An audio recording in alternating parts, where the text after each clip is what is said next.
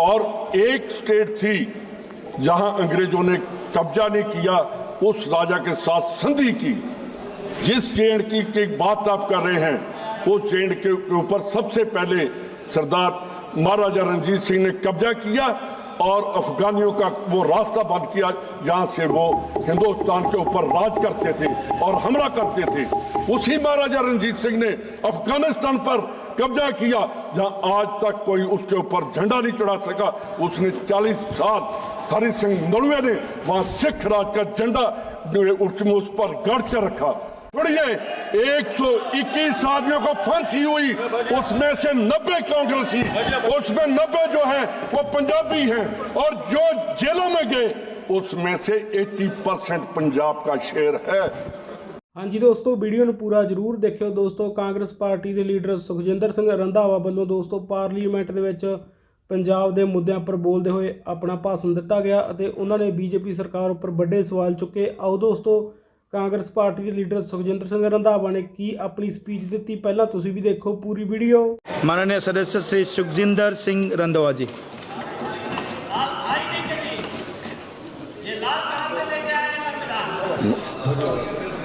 Thank you सभापति जी कि आपने मेरे को संविधान के ऊपर बोलने का टाइम दिया। मैं सुबह से सुन रहा हूं और बहुत अच्छा भाषण सभी ने किया, पर मैं एक बात मिसिंग इसमें देख रहा था कि पंजाब ने जो हिंदुस्तान की आज़ादी में काम किया उसके बारे में किसी ने भी उनका नाम नहीं लिया। मेरे को याद है कि सबसे पहले महाराजा रणजीत सिंह महाराजा बने और एक स्टेट थी जहां अंग्रेजों ने कब्जा नहीं किया, उस राजा के साथ संधि की। जिस चेंड की बात आप कर रहे हैं, उस चेंड के ऊपर सबसे पहले सरदार महाराजा रणजीत सिंह ने कब्जा किया और अफगानियों का वो रास्ता बंद किया जहां से वो हिंदुस्तान के ऊपर राज करते थे और हमला करते थे। उसी महाराजा रणजीत सिंह ने अफगानिस्तान पर कब्जा किया जहां आज तक कोई उसके ऊपर झंडा नहीं चढ़ा सका। उसने 40 साल हरि सिंह नलवे ने वहां सिख राज का झंडा उस पर गाड़ कर रखा। मैं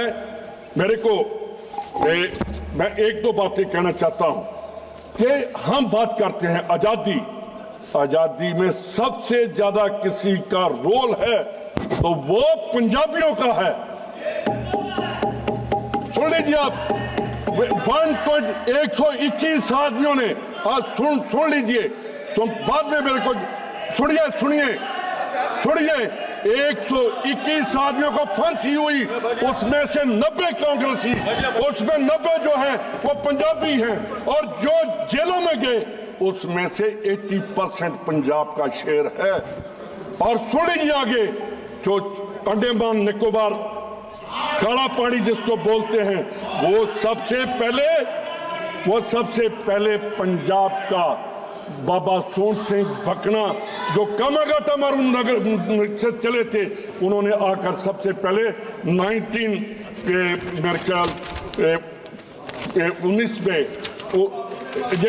1914 में वहाँ वो गए थे और 6 साल उसको तसीहत दिए गए। सभापति जी, आप तो पंजाब की समझते हैं, उसको दिया और 6 साल के बाद उनकी शहादत, वहां पहली शहादत काला पानी की बाबा सोन सिंह भकना की थी। मैंने जब सुना कि सेकुलरिज्म की बात करते हैं, जिन्होंने आजादी के लिए अपना बलिदान दिया वो सेकुलर थे। जिन्होंने अपना बलिदान दिया उनको ये मालूम नहीं था कि हमारा देश आजाद होगा। उन्होंने फांसी के फंदों पर चढ़े और काला पानी जैसे वहां रहकर आए। मेरे को आज भी याद है कि वहां जब जेल नहीं बनी थी, वहां तसीहत देने के लिए 4x8 का पिंजरा हुआ करता था, जो देशभक्तों को उसमें बंद करके और वो खड़े हो सकते थे या बैठ सकते थे, वो वहां शहादत उनकी हो जाती थी। और जो सेलुलर जेल है वो जेल नहीं, वो तसिया घर था अंग्रेजों का। मैं कामागाटा मारू जो जहाज चला बाबा सोहन सिंह बकना के बाद, उसी जहाज में शहीद उधम सिंह थे, सरदार उधम सिंह। उन्होंने वहाँ से निकलकर जलियांवाले बाग का बदला लिया अंग्रेजों से। कहाँ हम उनको याद तो करते हैं, कहाँ है वो हमारे शहीद? कहाँ है जो सरदार भगत सिंह यानी जैल सिंह जब चीफ मिनिस्टर बने 72 में, उन्होंने सबसे पहले उसकी माता को कहा तू भगत सिंह की माता नहीं, तू पूरे पंजाब की माता है, और उसको पंजाब माता का खिताब दिया गया। पूरे देश की माता है। उन्हें उस टाइम उन्होंने कहा कि तू पंजाब माता है। आपने बात की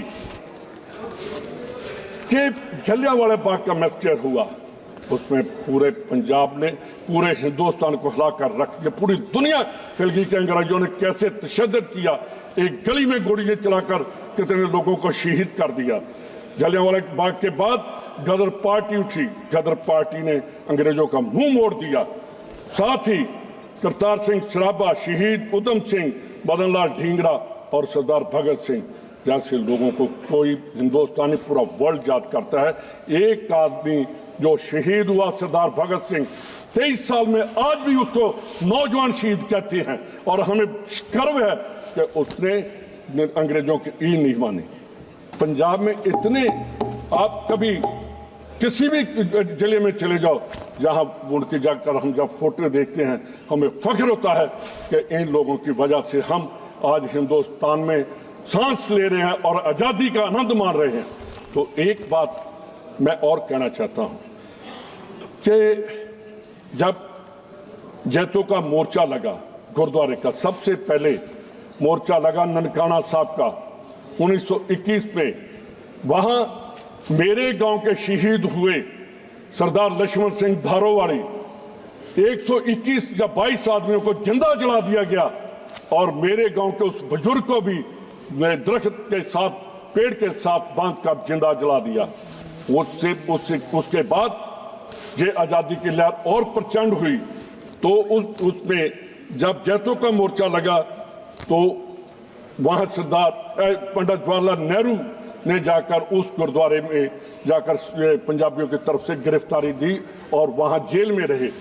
उसके बाद गुरु के बाग का मोर्चा लगा, चाबियों का मोर्चा बोलते हैं उसे, कि वो लगा तो महात्मा गांधी ने उस टाइम टेलीग्राम थी, उस मोर्चे को हमने अंग्रेजों से वापस लिया गुरुद्वारों को, तो महात्मा गांधी की टेलीग्राम गई सिख लीडरों को कि हमने आज़ादी की पहली लड़ाई आज जीत ली है।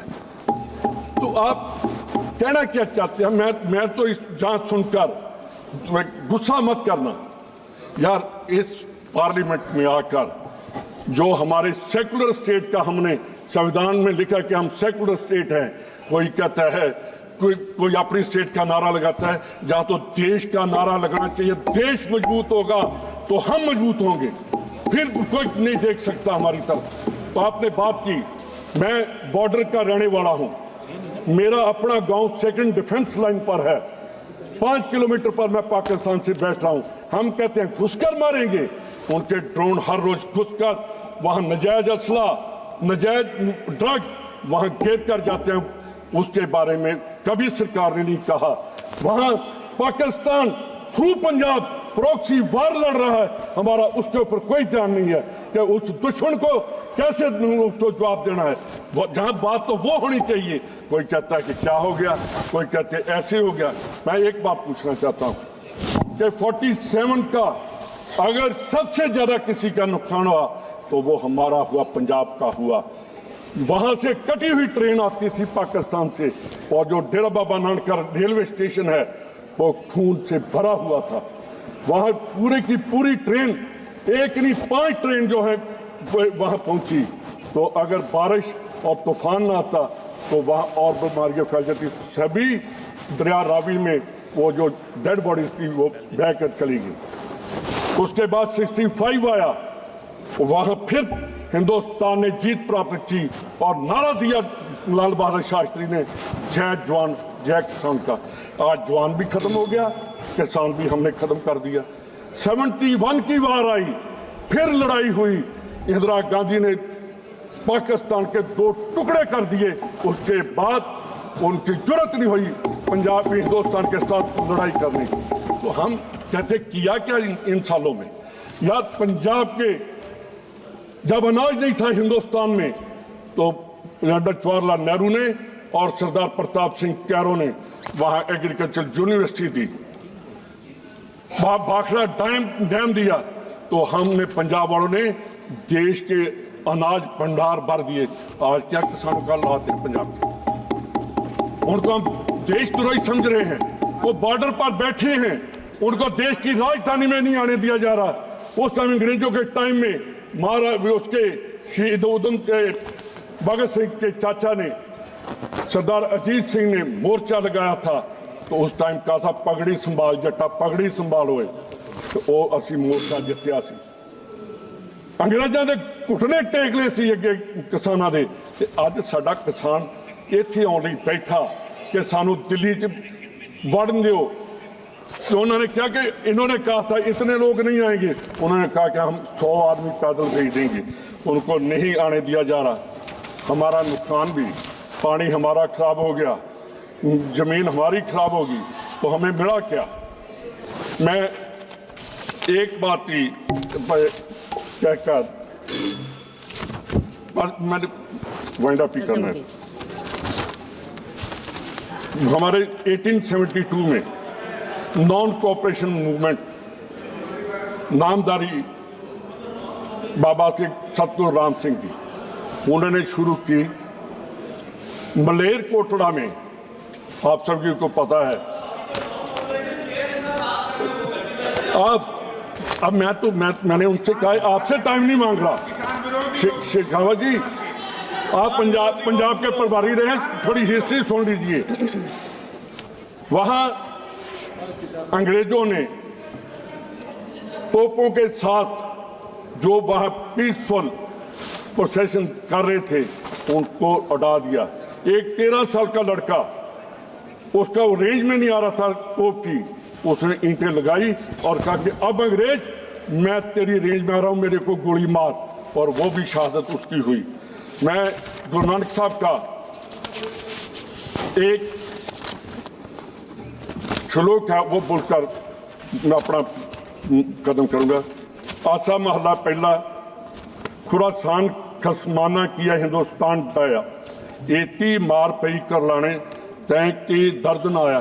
कि उथों उन्हें गुरु परमात्मा नूं बाबर ने जो हमला किया सी, जो बाबर ने देश में अत्याचार किया था, वो गुरु को उसने अलामा दिया था कि आप अच्छा नहीं कर रहे, कि उसने हिंदुस्तान पर हमला किया और इतना मारा कि तेरे को दर्द नहीं आया।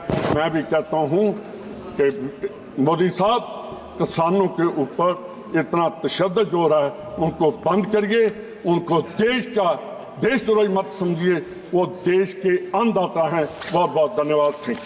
हाँ जी दोस्तों, जिमें तुसीं वीडियो देखी है, जिमें ਆਪਾਂ ਜਾਣਦੇ ਹਾਂ कि दोस्तों पंजाब ਦੇ ਭਾਵੇਂ ਉਹ ਕਿਸਾਨੀ ਦੇ ਮੁੱਦੇ ਹੋਣ, ਭਾਵੇਂ ਨੌਜਵਾਨੀ ਦਾ ਹੋਵੇ, ਭਾਵੇਂ ਪੰਜਾਬ ਦੇ ਵਿੱਚ ਨਸ਼ਿਆਂ ਦਾ ਮੁੱਦਾ ਹੋਵੇ, ਭਾਵੇਂ ਧਾਰਮਿਕ ਮੁੱਦੇ ਹੋਣ, ਜਿਵੇਂ ਆਪਾਂ ਜਾਣਦੇ ਹਾਂ कि दोस्तों ਲਗਾਤਾਰ ਪੰਜਾਬ ਦੇ ਲੋਕ ਪੰਜਾਬ ਦੇ ਹੱਕਾਂ ਨੂੰ ਲੈ ਕੇ ਥਾਂ ਥਾਂ ਤੇ ਭਾਵੇਂ ਉਹ ਕਿਸਾਨ ਹੋਣ, ਭਾਵੇਂ ਧਾਰਮਿਕ ਜਥੇਬੰਦੀਆਂ ਹੋਣ, ਧਰਨੇ ਰੋਸ ਪ੍ਰਦਰਸ਼ਨ ਪੰਜਾਬ ਦੇ ਵਿੱਚ ਕਰ ਰਹੇ ਨੇ।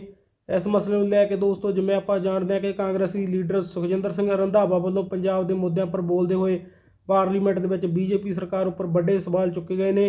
ਤੁਸੀਂ ਦੋਸਤੋ ਇਸ ਬਾਰੇ ਕੀ ਕਹਿਣਾ ਚਾਹੁੰਦੇ ਹੋ, ਹੇਠਾਂ ਕਮੈਂਟ ਕਰਕੇ ਆਪਣੇ ਵਿਚਾਰ ਜ਼ਰੂਰ ਦਿਓ ਤੇ ਵੀਡੀਓ ਨੂੰ ਵੱਧ ਤੋਂ ਵੱਧ ਸ਼ੇਅਰ ਕਰ ਦਿਓ। ਨਾਲ ਹੀ ਦੋਸਤੋ ਸਾਡੇ YouTube ਚੈਨਲ ਮੈਕਸ ਟੀਵੀ ਨੂੰ ਸਬਸਕ੍ਰਾਈਬ ਕਰ ਦਿਓ ਤੇ ਬੈਲ ਵਾਲੀ ਘੰਟੀ ਨੂੰ ਨੋਟੀਫਿਕੇਸ਼ਨ ਆਲ ਤੇ ਜ਼ਰੂਰ ਕਰ ਦਿਓ। ਤਾਂ ਜਲਦੀ ਮਿਲਾਂਗੇ ਨੈਕਸਟ ਅਪਡੇਟ ਵੀਡੀਓ 'ਚ। ਵੀਡੀਓ ਦੇਖਣ ਲਈ ਸਾਰੇ ਦੋਸਤਾਂ ਦਾ ਬਹੁਤ ਬਹੁਤ ਧੰਨਵਾਦ।